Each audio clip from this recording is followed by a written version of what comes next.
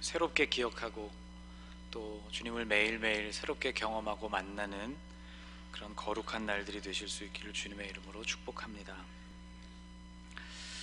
하나님은 이 예수님이 탄생하실 그 모든 때를 주님의 사자들을 통하여 미리 준비하셨습니다. 우선 그리스도의 길을 앞서서 준비할 요한의 탄생에 관하여서 사가랴에게 그 모든 일들을 알려주셨고, 6개월쯤 뒤에는 예수님이 태어나시게 될 마리아에게 그 탄생 소식을 전했습니다. 우리가 지난 2주간을 통해서 사가랴의 이야기와 마리아를 묵상했죠. 두 경우 모두 매우 당황스럽고 받아들이기 힘든 소식이었습니다.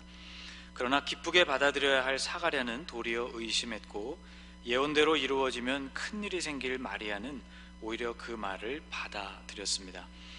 이제 남은 준비는 마리아의 남편이 될 요셉이었습니다.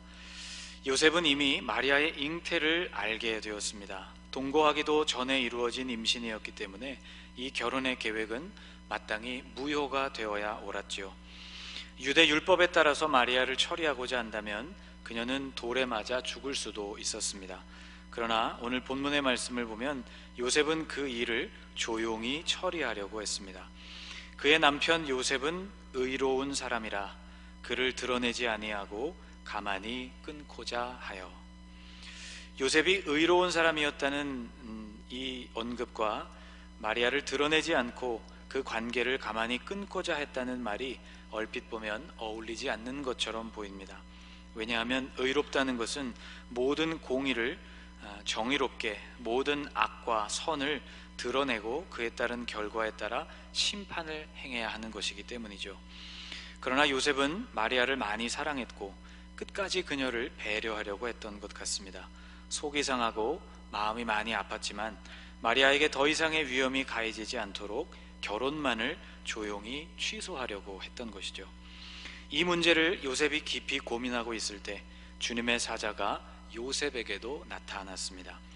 이 일을 생각할 때에 주의 사자가 현몽하여 이르되, 다윗의 자손 요셉아, 내 아내 마리아 데려오기를 무서워하지 말라. 그에게 잉태된 자는 성령으로 된 것이라. 이미 임신한 마리아를 데려오는 일은 요셉으로서도 대단히 어려운 일이었습니다. 20절 말씀에 의하면 그 일은 무서운 일이기까지 했습니다. 왜냐하면 마리아의 임신에 대해서 요셉 본인이 책임을 진다는 의미이기도 했기 때문이죠.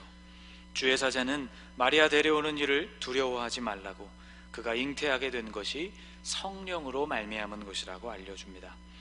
그리고 이사야의 예언이 드디어 이루어지게 되는 굉장한 사건이 될 것이라는 것도 알려주었습니다. 23절을 같이 한번 읽어보겠습니다. 보라, 처녀가 잉태하여 아들을 낳을 것이요 그의 이름은 임마누엘이라 하리라 하셨으니, 이를 번역한즉 하나님이 우리와 함께 계시다 함이라. 아멘. 이 아기의 탄생으로 임마누엘의 예언이 드디어 이루어지게 될 것이었습니다. 그리고 주의 사자는 태어나게 될 아기의 이름도 알려주었습니다. 아들을 낳으리니 이름을 예수라 하라. 이는 그가 자기 백성을 그들의 죄에서 구원할 자임이라. 나중에 요셉은 마리아에게도 천사가 나타났었다는 것을 듣게 되었을 것입니다. 그리고 그 천사로부터 들은 그 이름, 태어날 아들에게 붙여질 이름이 마리아에게도 예수라고 알려졌고 요셉 본인에게도 예수라고 알려졌다는, 공통적으로 그 이름이 예수였다는 사실을 통해서 이 모든 일들이 하나님으로부터 말미암은 사건이라는 것을 더욱 확신하게 되었을 것입니다. 복음서를 비롯한 신약 성경은 당시의 국제 언어였던 헬라어로 성경을 기록했습니다. 그래서 예수라는 이름이 복음서 안에서 그리고 신약 성경 안에서는 예수스라고 표기되어 있습니다. 우리말 성경에도 이것을 가져와서 예수라고 표기하고 있죠. 그러나 유대인들은 아람어 내지는 거기서 파생된 히브리어를 사용했습니다. 그렇기 때문에 주의 사자가 그들에게 전해준 그 이름은 히브리식 이름이었을 것입니다. 그 히브리 이름은 바로 예수아라는 이름입니다. 우리말 구약 성경에는 예수아라고 표기되어 있죠. 구약 성경에 모두 29번 정도 등장하는 비교적 자주 만나는 이름입니다. 그런데 이 이름은 이것보다 조금 더 긴 이름인 예호슈아라는 이름에서부터 왔습니다. 예슈아라는 이름은 예호슈아의 축약형이라고 알려져 있죠. 이것이 성경 안에서는 여호수아라고 기록되어 있습니다. 이 이름의 뜻은 이 말이 우리에게 주는 그런 느낌처럼 예호슈아, 여호와께서 구원하신다라는 의미입니다. 주의 천사는 그 아기의 이름을 예슈아라고 지으라고 말했습니다. 그러면서 다음과 같이 그 이유를 설명했죠. 아들을 낳으리니 이름을 예수라 하라. 이는 그가 자기 백성을 그들의 죄에서 구원할 자이심이라. 그러니까 예슈아라는 이름은 하나님의 구원을 상징하는 이름인 것입니다. 예수님이 주실 그 구원은 차원이 전혀 다른 구원이요, 또 그분이 허락해 주실 그 구원은 그동안 이루어졌던 어떤 구원과도 같지 않은 완전하고 온전한 구원이 될 것이라는 예언이었습니다. 인간에게 구원이 필요하게 된 것은 에덴 동산 시절로 거슬러 올라갑니다. 아담과 하와가 하나님의 명령에 불순종하고 그 결과로 하나님과의 관계가 끊어지고 말았죠. 성경은 이것을 영적인 죽음의 상태라고 진단했습니다. 그런데 인간을 여전히 사랑하시는 하나님께서는 각 시대마다 이 죄를 극복하고 이 죄를 넘어서서 하나님 앞으로 나아갈 수 있는 길을 제시해 주셨습니다. 그중 가장 대표적인 방법이 바로 구약 성경에 나오는 제사입니다. 이 구약 성경에 나오는 제사의 원리를 간단하게 설명드려 보겠습니다. 하나님은 거룩하신 분이십니다. 하나님의 형상을 따라 거룩하게 지음을 받았던 인간은 불순종으로 말미암아서 그 죄 때문에 이 온전한 거룩함이 파괴되고 말았죠. 죄인의 모습이 되어서 이제는 거룩하신 하나님과 소통할 수 없고 그분 앞으로 나아갈 수 없는 존재가 된 것입니다. 그러므로 죄가 해결되어야만 다시 하나님께로 갈 수가 있었습니다. 그런데 이 죄라는 것은 시간이 흐르면 자동적으로 해결되는 성질의 것이 아닙니다. 마치 우리 몸에 난 상처가 시간이 지나면 아무는 것처럼 시간이 지나게 되면 죄도 자연적으로 소멸되거나 해결되는 것이 아니기 때문이죠. 죄를 해결하려면 반드시 대가를 치러야 합니다. 그리고 그 죄의 대가는 생명입니다. 생명으로 죄의 문제를 해결하고 하나님 앞으로 나아가는 절차가 바로 제사였습니다. 구약 성경에는 이 제사의 절차들을 아주 복잡하게 설명하고 있죠. 종류도 많고 또 각각의 제사의 방식과 그에 따른 순서들도 모두 제각각 달랐습니다. 그런데 이 복잡한 제사에는 공통적으로 적용되는 하나의 원리가 있었습니다. 이 원리를 신약성경 히브리서에서는 이렇게 요약해주고 있습니다. 율법을 따라 거의 모든 물건이 피로써 정결하게 되나니 피 흘림이 없은즉 사함이 없느니라. 피 흘림, 곧 생명을 희생시킴으로써만 죄사함이 이루어진다는 것, 이것이 바로 성경이 말하고 있는 속죄의 원리이죠.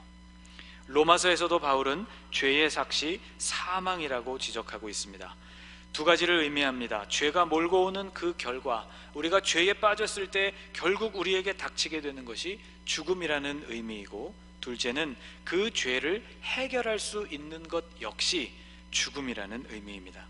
구약의 제사는 그래서 인간의 죄를 대신하여서 짐승이 죽음에 이르게 하는 절차였습니다. 죄의 결과로 인간이 죽어야 하지만 그 인간의 자리를 대신해서 짐승이 죽음을 맞게 됨으로써 인간은 그 죄에서부터 벗어나게 되는 원리였죠. 레위기 4장에서 그 속죄 제사를 드리는 규례를 설명하고 있는데, 제사장 또 이스라엘의 온 회중, 족장이나 평민이 죄를 범했을 때 각각 그 제사의 과정을 설명하고 있는 본문입니다. 그중 일부를 제가 여러분에게 한번 읽어드려 보겠습니다. 만일 평민의 한 사람이 여호와의 계명 중 하나라도 부지 중에 범하여 허물이 있었는데 그가 범한 죄를 누가 그에게 깨우쳐 주면 그는 흠없는 암염소를 끌고 와서 그 범한 죄로 말미암아 그것을 예물로 삼아 그 속죄 제물의 머리에 안수하고 그 제물을 번제물을 잡는 곳에서 잡을 것이요. 짐승을 잡기 전에 제사를 드려야 할 그 사람은 짐승의 머리에 손을 올려서 안수해야 한다고 기록하고 있습니다. 속죄 제물의 머리에 안수하는 것은 상징적으로 이제 그 사람의 죄를 그 짐승에게로 전가한다는 의미였습니다.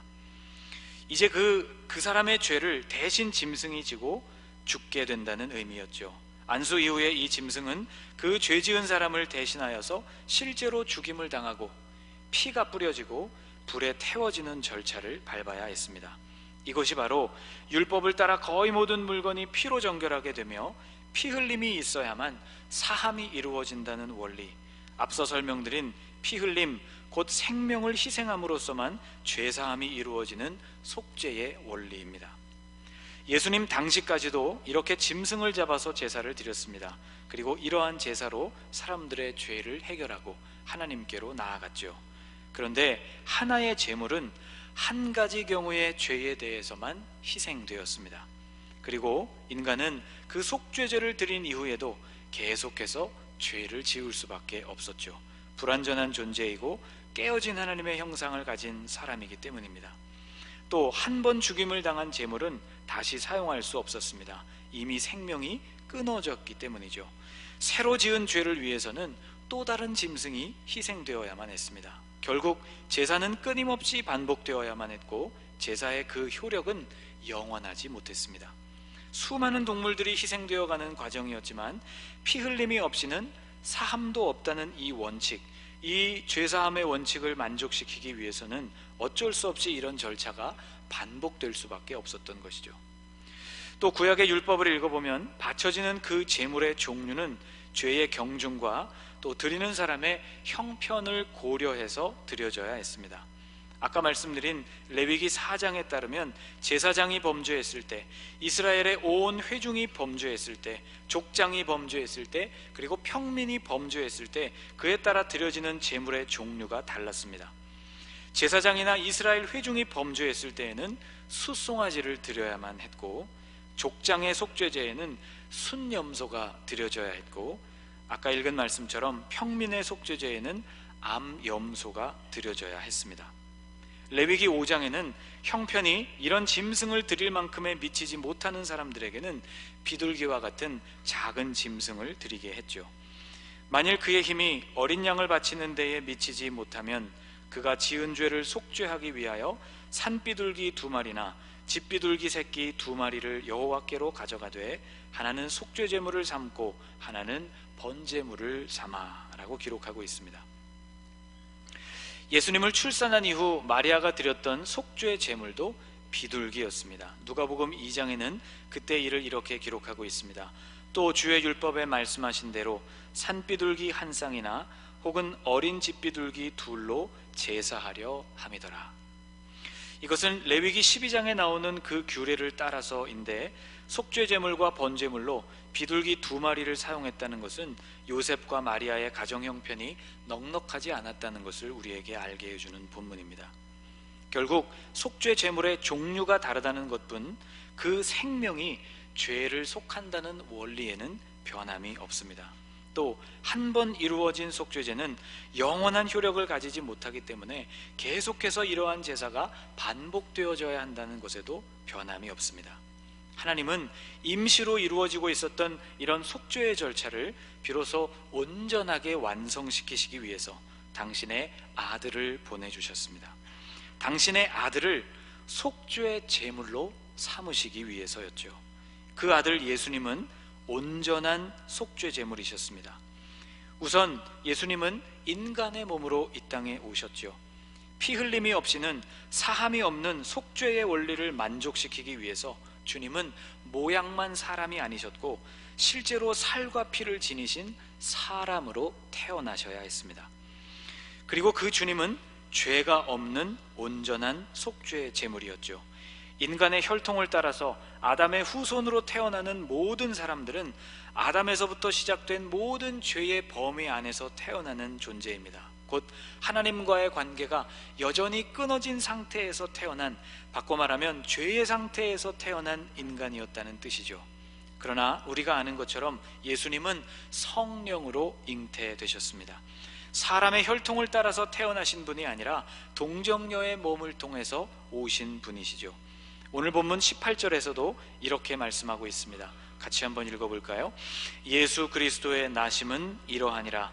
그의 어머니 마리아가 요셉과 약혼하고 동거하기 전에 성령으로 잉태된 것이 나타났더니. 속죄 제물로서 바쳐져야 하는 육신의 생명을 지닌 그러한 존재인 동시에 예수님은 육신의 혈통을 따라 태어난 유한한 존재가 아니셨습니다. 주님은 영원하신 하나님의 아들이셨죠. 그러므로 주님은 완벽한 속죄 제물이셨습니다. 이 속죄 제물 위에 안수가 행해졌다고 했죠. 여러분, 세례 요한이 예수님에게 베풀었던 그 세례의 의미가 바로 이런 안수입니다.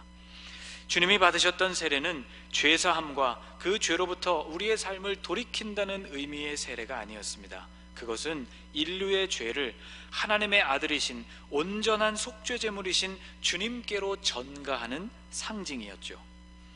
세례 요한은 예수님께서 그에게 세례를 받으려고 물가로 나올 때 매우 당황했습니다.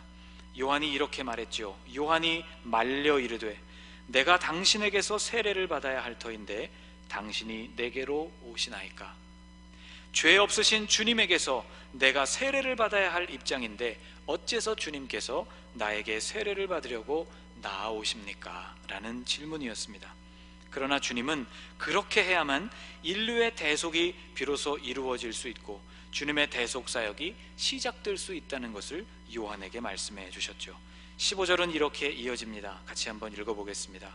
예수께서 대답하여 이르시되 이제 허락하라. 우리가 이와 같이 하여 모든 의를 이루는 것이 합당하니라 하시니 이에 요한이 허락하는지라. 여기서 이루어져야 할 그 모든 의란 바로 예수님으로부터 말미암는 대속의 사건을 의미합니다. 속죄 제물의 가치가 속죄의 효력을 결정짓습니다. 유한한 생명의 희생으로 이루어지는 속죄는 그 효력에 있어서도 유한하죠. 그러나 무한한 존재요 온전한 속죄 제물인 그러한 희생 제물로 이루어진 속죄는 그 효력에 있어서도 무한하다고 볼 수 있습니다. 그래서 예수님의 희생은 한 사람이 아니라 온 인류의 죄를 대신하실 수 있는 완전한 대속 제물로서의 속죄였던 것이죠. 히브리서는 이것을 다음과 같이 설명했습니다. 제사장마다 매일 서서 섬기며 자주 같은 제사를 드리되 이 제사는 언제나 죄를 없게 하지 못하거니와 오직 그리스도는 죄를 위하여 한 영원한 제사를 드리시고 하나님 우편에 앉으사 그 후에 자기 원수들을 자기 발등상이 되게 하실 때까지 기다리시나니 그가 거룩하게 된 자들을 한 번의 제사로 영원히 온전하게 하셨느니라. 아멘. 제사장이 매일 드리는 그 제사는 그 한 번의 제사의 효력만을 나타내기 때문에 제물을 드리는 사람은 언제나 죄 없는 상태로 유지되기가 곤란했습니다. 그래서 죄를 지을 때마다 또 희생 제사를 드려야 했죠. 그러나 예수님은 한 번의 제사로 당신의 백성들을 영원히 온전하게 하시는 그러한 희생 제물이 되셨다는 말씀입니다. 예수님께서 나를 위해 이런 희생을 감당하시기 위해서 바로 이 성탄에 우리 곁으로 오셨습니다. 주님이 태어나신 날을 우리가 기뻐하고 찬양하고 감사하지만 실은 주님께서 태어나신 그 배경과 목적에는 바로 우리를 위해서 온전한 대속 제물이 되시고 우리를 위해서 피 흘리시고 죽으시기 위해서 오셨다는 그런 슬픈 사연이 들어있는 것이죠. 여러분, 예수님께서 나를 위해 이런 희생을 감당하셨다는 사실을 믿는 사람들, 그리고 주님께서 죽음을 이기시고 부활하셔서 영원히 살아계신 하나님이심을 믿는 사람들에게는 이 영원한 속죄와 하나님의 나라가 우리에게 선물로 주어집니다. 로마서 10장 9절은 우리에게 이렇게 증언하고 있습니다. 내가 만일 내 입으로 예수를 주로 시인하며 또 하나님께서 그를 죽은 자 가운데서 살리신 것을 내 마음에 믿으면 구원을 받으리라. 사랑하는 여러분, 우리는 바로 그 이름 예수와 예수의 이름을 선물로 받은 사람들입니다. 성탄은 바로 이것을 위해서 우리 곁에 오신 예수님을 기억하고 감사하고 찬양하는 절기이죠.